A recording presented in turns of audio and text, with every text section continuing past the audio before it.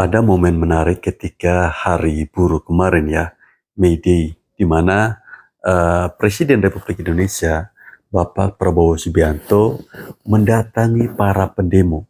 Dan ini merupakan sebuah hal yang langka dan bahkan jarang terjadi. Ya, kalau melihat rekam jejaknya, yang pertama kali melakukan itu hanya Bapak Presiden Soekarno ya, Presiden Republik Indonesia yang pertama. Dan kali ini coba diulangi lagi oleh Bapak Prabowo Subianto. Nah, di sana beliau berani datang untuk menemui para buruh. Teman-teman, terkait dengan itu ada reaksi-reaksi ya dari netizen, di mana ini tentu terkait dengan MBG, dan ada fakta-fakta terbaru terkait dengan bagaimana respon buruh terhadap kedatangan Bapak Presiden Prabowo. Seperti apa, mari bersama-sama kita menyimak cuplikan videonya berikut ini. Selamat menyaksikan. Kalian sudah lihat video ini belum? Apa yang kalian tangkap? Presiden dipermalukan? Ya, begitulah narasi dari mereka yang memang tidak suka dengan Presiden Prabowo. Potongan video itu diamplifikasi dengan berbagai caption dan narasi yang bernada mengolok-olok beliau. Ya nggak masalah, itu hak mereka, karena memang posisi politik mereka menuntut mereka untuk melakukan hal-hal seperti itu. Tapi kalau kalian bertanya pendapat saya bagaimana, kalau saya melihatnya begini. Jawaban tidak dari massa buruh adalah suara yang bermartabat. Sebagai pejuang ekonomi di garis depan, fokus utama mereka adalah upah dan regulasi kerja yang adil. Jawaban tidak tersebut bukan bentuk penolakan terhadap program MBG, melainkan penegasan bahwa bagi seorang pekerja yang hadir di agenda May Day itu, kemandirian finansial adalah prioritas utama.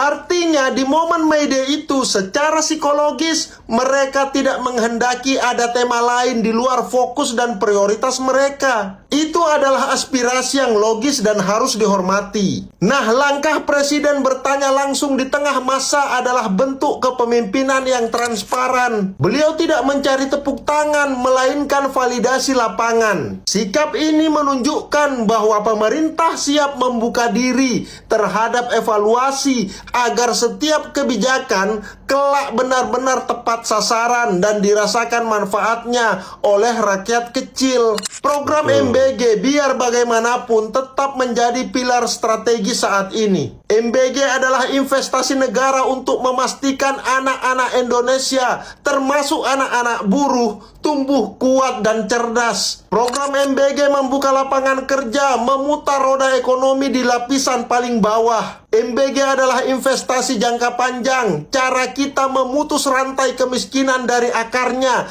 agar generasi mendatang memiliki daya saing global yang lebih tinggi. Jadi antara aspirasi buruh dan program MBG tidak ada yang bertolak belakang. Keduanya adalah satu kesatuan. Buruh memperjuangkan kesejahteraan hari ini, sementara pemerintah melalui MBG menjamin kesejahteraan generasi esok. Bagi saya, momen dalam video itu adalah sinergi yang sedang berproses, dan menjadikannya bahan olok-olok hanya akan mengaburkan substansi bahwa kedua pihak sebenarnya sedang bekerja keras untuk satu tujuan, yaitu Indonesia yang lebih kuat dan bermartabat. Itu pendapat saya. Bagaimana dengan pendapat kalian? Thank you. Emang pada sakit loh semuanya. Presiden datang ke perayaan Hari Buruh yang belum pernah dilakukan oleh presiden-presiden sebelumnya, malah lo bilang Prabowo menukar idealis buruh dengan paket sembako. Lo dengar salah satunya. Orang-orang yang datang ke sini tidak fokus untuk menyuarakan perjuangannya, tapi malah fokus untuk antri sembako. Terlaluan lo padahal Prabowo datang tidak dengan tangan kosong. Presiden datang dengan beberapa janji yang sudah ditunaikan oleh tuntutan buruh pada tahun lalu. Dan pada perayaan kali ini Prabowo datang untuk mendengar dan mencatat serta membawa oleh-oleh. 10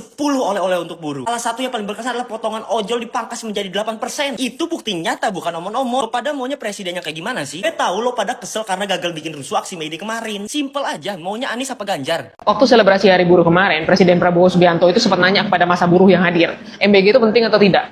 Jawabannya terbelah. Ada yang teriak tidak dan suaranya paling jelas terdengar. Ada yang jawab iya dan ada juga yang memilih untuk diam. So let's talk straight, here's my take. Ini penting untuk dipahami ya. Ini bukan soal masalah siapa yang benar, siapa yang salah. Ini soal kenapa jawabannya bisa beda-beda. Mungkin yang bilang enggak itu bukan karena mereka nggak peduli, bukan karena mereka nggak mengerti, tapi karena mereka takut. Takut jaminan kesejahteraan buruh justru jadi nomor 2. Takut hak mereka tuh tergeser oleh program yang lain. Dan itu adalah kekhawatiran yang masuk akal. Di sisi lain, mungkin juga ada yang bilang hal seperti itu karena mereka tuh belum punya anak. Jadi belum merasakan langsung pentingnya akses gizi untuk masa depan keluarganya. Tapi jujur aja ya, gue paham ada beberapa keresahan, termasuk gue sendiri pernah menyampaikan keresahan tersebut. Gue pribadi adalah pendukung daripada program MBG karena kita bicara masalah soal hak gizi anak Indonesia, soal masa depan generasi kita. Tapi implementasinya, jujur aja, itu juga ku kritisi. Masih banyak yang perlu dibenahi. Gue sendiri sempat buat surat terbuka terhadap presiden sendiri, menyampaikan kritik masalah implementasi daripada program ini. Bahkan menyampaikan nih, apa yang menjadi kritik gue, harus adanya evaluasi yang serius. Salah satunya dengan mengganti Kepala Badan Gizi Nasional. Karena menurut gue, dia tuh nggak cukup mampu dan transparan ya, di dalam menjalankan program yang baik ini.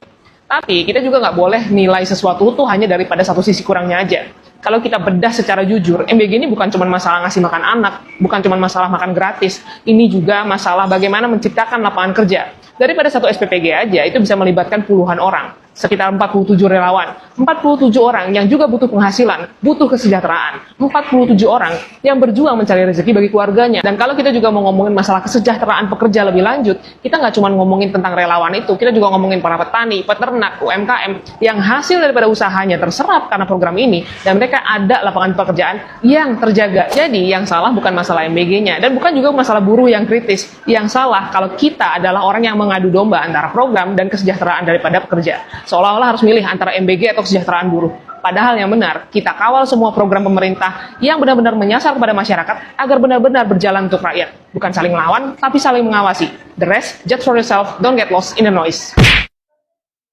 Di saat Presiden dengan seksama mendengarkan dan mencatat tuntutan dari para buruh, ada makhluk anomali yang niat banget datang ke Monas, ngikut ngantri sembako dan mengatakan kalau adanya pembagian sembako itu membuat para buruh itu nggak fokus kepada tuntutan, tapi sibuk ngantri sembako. Itu lu yang terlalu sibuk ngantri sembako buat ngonten sampai lu nggak bisa lihat, nggak bisa dengar itu perwakilan buruh menyampaikan tuntutannya di depan Presiden langsung, didengarkan, dicatat dan ditanggapi langsung oleh Presiden dalam pidatonya. Coba sebutkan, di era Presiden siapa buruh-buruh bisa bertemu langsung dan menyampaikan tuntutannya di depan Presiden? Ada satu waktu itu, di zamannya Pak Soekarno. Setelah itu, puluhan tahun para buruh itu cuma bisa teriak-teriak di pinggir jalan. Ini di era Pak Prabowo, 2 tahun berturut-turut tuntutan dari para buruh didengarkan langsung oleh Presiden. Nah pertanyaan gue, lu ngapain di situ, ha? Ngapain lu di situ? Nyari engagement? Norak. So kritis tapi merendahkan, bedah fatalnya logika Alwijo. Sembako dan juga hiburan, yaitu musik-musik, masih digunakan oleh pemerintah sebagai instrumen untuk mengalihkan isu perjuangan. Jadi orang-orang yang datang ke sini tidak fokus untuk menyuarakan perjuangannya, tapi malah fokus untuk antri sembako, untuk mendengarkan musik. Dan Pernah nggak kalian ngerasa paling kritis, padahal kalian cuma lagi ngerendahin perjuangan hak orang lain? Ini yang gue tangkap ya dari kontennya Alwijo.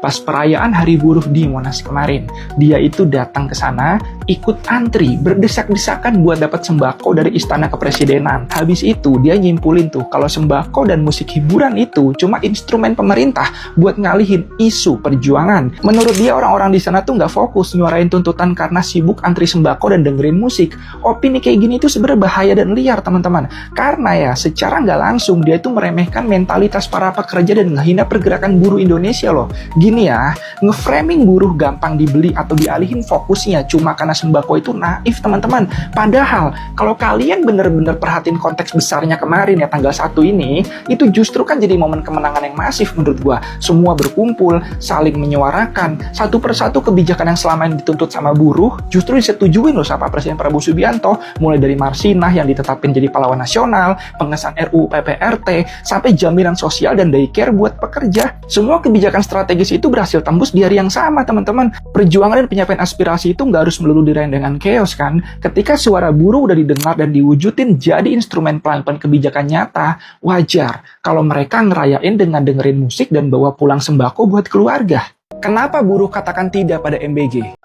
Saya bertanya kepada saudara-saudara, MBG bermanfaat atau tidak?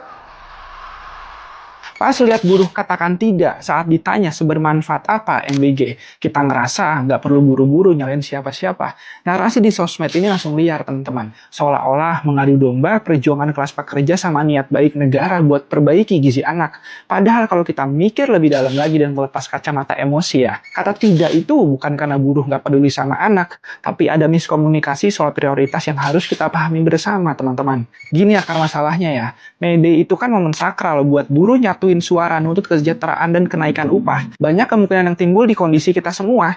Banyak dari mereka juga mungkin belum punya anak atau belum merasakan langsung manfaat program ini, yang dimana normal rasa khawatir mereka terhadap anggaran turunan buat MBG itu bakal motong jaminan sosial pekerja. Jadi teriakan penolakan itu sebenarnya murni luapan kecemasan semata teman-teman. Kalau kita bedah sistemnya aja ya secara objektif, tanpa harus ngebenturi negara sama buruh. MBG ini kan sebenarnya secara ekonomi tuh ngeringanin beban pengeluaran rumah tangga pekerja. Duit gaji yang biasanya dipotong buat bekal atau uang jajan anak ke sekolah, sekarang bisa disimpan dan ditabung buat masa depan keluarga. Belum lagi efek dominonya yang luar biasa kan. Anggaran MBG ini muter di bawah, ngidupin puluhan ribu UMKM catering, nyerap hasil panen petani, dan ngasih omset ke pasar tradisional, serta jaminan untuk lapangan kerja. Kalau kemarin ada berita soal keracunan atau salah urus anggaran, itu murni kelemahan teknis pengawasan yang harus kita sikat habis. Tapi bukan berarti konsep MBG itu yang salah.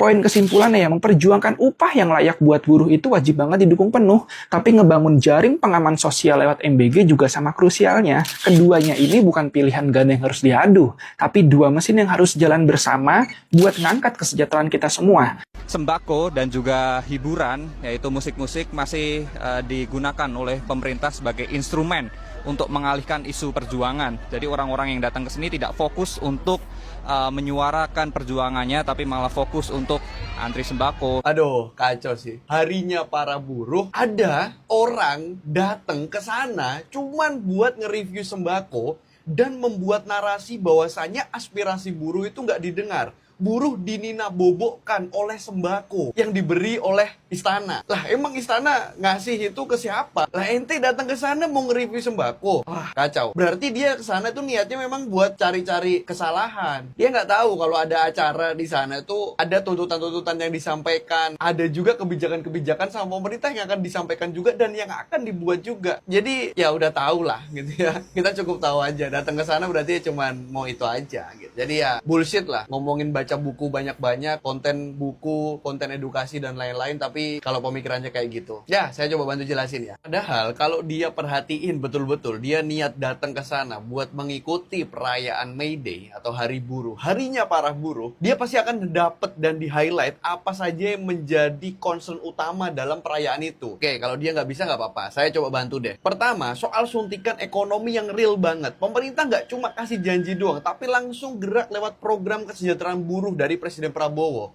Ada namanya BSU, Bantuan Subsidi Upah. Rp600.000 cair untuk 15 juta pekerja sebagai tambahan ekonomi di tengah ketidakpastian global. Kedua, kenaikan upah 5 sampai dengan 8% yang sah lewat peraturan yang dibuat sama pemerintah supaya penghasilan kita itu nggak kalah sama inflasi. Ketiga, JKP, jaminan kehilangan pekerjaan lewat PP 50. Kalau nih para buruh pahit-pahitnya kena PHK, negara menjamin uang tunai 60% dari gaji selama 6 bulan. Ketika kena PHK, mereka tetap bisa makan, bisa hidup bareng keluarga selagi mencari kerja. Terus yang paling keren banget nih, ada pengakuan buat sektor yang selama ini terlupakan. Ini yang saya bilang inklusif. Kenapa? Pemerintah merangkul semuanya tanpa kasta. Ojol dan kurir itu sah dapat BHR. Akhirnya teman-teman pengemudi online resmi punya hak dapat BHR bantuan hari raya. Karena mereka juga bukan anak tiri juga dalam perputaran ekonomi. Undang-undang PPRT, setelah penantian panjang, rekan-rekan pekerja rumah tangga akhirnya punya perlindungan hukum yang absolut dan manusiawi. Ada juga diskon iuran JKK dan juga JKM sebanyak 50%. Khusus buat pekerja mandiri agar perlindungan kecelakaan kerja itu jadi lebih terjangkau. Tapi apakah perjuangan sudah selesai? Belum. Saya lihat langsung juga masih ada aspirasi krusial yang juga lagi digodok gitu dan akan segera diwadahi juga oleh Presiden demi kepentingan rakyat secara mayoritas. Ada program 1 juta rumah. Pemerintah juga lagi nyiapin hunian vertikal terpadu terpadu di kawasan industri. Tujuannya supaya buruh bisa tinggal dekat tempat kerja, hemat ongkos transport sampai dengan 30%, dan gajinya naik itu bisa jadi tabungan buat mereka. Ada juga namanya fasilitas daycare bersubsidi. Ini jawaban juga buat para buruh perempuan dan pasangan muda.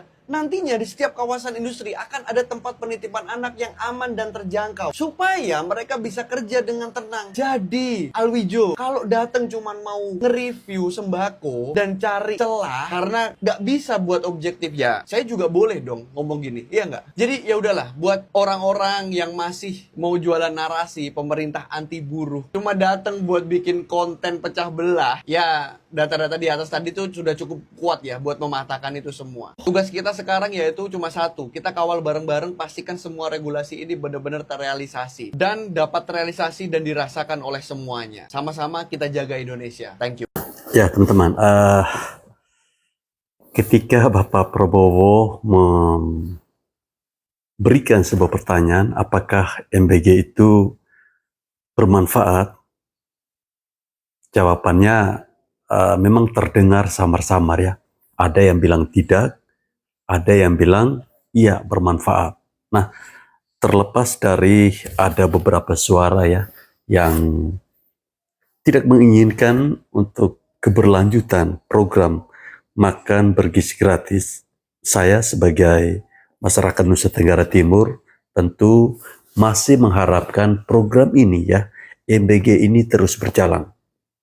Karena melihat kondisi situasi yang ada di Nusa Tenggara Timur, itu fakta di lapangan mencatat anak-anak itu sangat membutuhkan yang namanya makan bergizi gratis.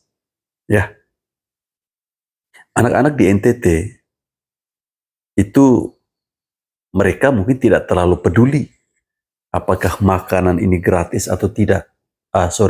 Makanan ini bergizi atau tidak.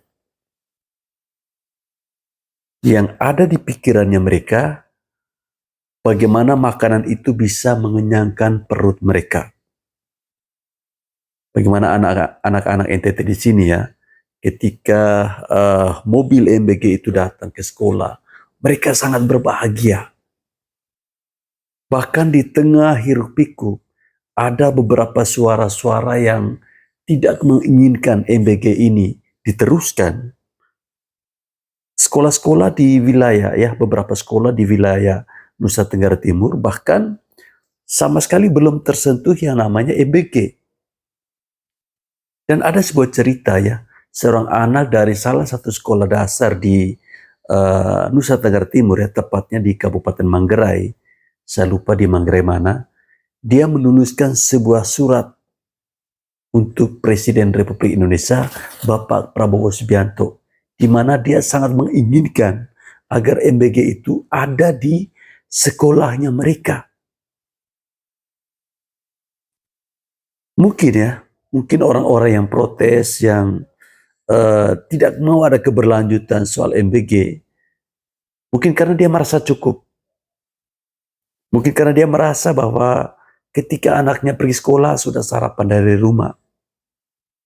Tetapi bagi sebagian anak-anak di NTT, MBG itu sangat bermanfaat. Ada yang bilang MBG itu lahan korupsi. Saya mau tanya kepada kalian yang berpikir bahwa MBG itu adalah lahan korupsi. Kalian lebih memilih mana? Para pejabat yang berdasi di sana korupsi, sementara anak-anak tidak dapat apapun? Ataukah walaupun dikorupsi, tetapi anak-anak juga tetap dapat? Ya. Artinya di sini kita tidak bisa melihat melalui kacamata kuda. Kemudian ada yang berkomentar katanya sebaiknya MBG ini dihapuskan, ganti dengan program pendidikan gratis. Karena kalau makanan itu makan ini hari, besoknya Thailand sudah selesai. Kalau pendidikan, hari ini kita berikan pendidikan gratis, itu akan membuat anak-anak itu lebih cerdas. Komentar miring seperti ini, itu saya pastikan Anda kurang literasi, kurang baca. Padahal sudah sangat jelas, pendidikan gratis itu sampai saat ini masih terus berjalan. Bahkan anggarannya itu ditambah. Jadi dari mana Anda mengatakan bahwa MBG itu dihilangkan atau dihapuskan? Mending fokus di pendidikan gratis. Jadi kalau mau berkomentar, jangan hanya karena Anda tidak suka dengan pemimpin saat ini, lalu membuat narasi-narasi yang seakan-akan pemimpin saat ini tidak bekerja untuk rakyat. Ya, nanti ya, kalau Bapak Prabowo tidak menjalankan program MBG, kalian tagih. Mana nih janjinya yang katanya mau kasih makan bergizi gratis. Sekarang giliran program itu dipenuhi, janjinya itu dipenuhi. Kalian bilang itu tidak bermanfaat. Mikir. Kalian maunya apa sih? Maunya harus Anies Baswedan yang jadi presiden? Gak akan mungkin. Dan gak akan pernah. Kalaupun ia mungkin jadi presiden Republik Indonesia yang ke 2029. Sampai di sini paham kan?